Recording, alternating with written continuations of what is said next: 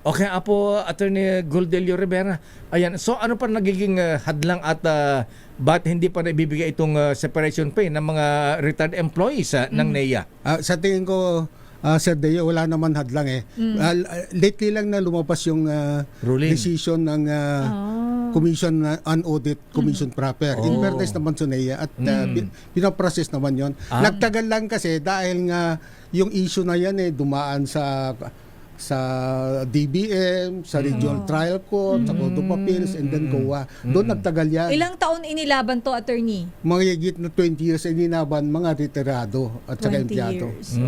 Nagkalinaw lang no, nagfile tayo ng petition for mandamus sa Regional Trial Court Opo. ng Quezon City. Ayan. Pagmula noon, parang luminaw na. Ayan. Umusad na, kumbaga. Umusad na at nag-decide na rin ng Court of Appeals at ang maganda, nung na-realize siguro ng DBM at NEA na ano Dapat yan, may bayaran. katwiran naman, Oo. sinama doon sa COB ng NEA pero subject to the condition na may favorable ang decision ng Court of Appeals at COA Commission proper.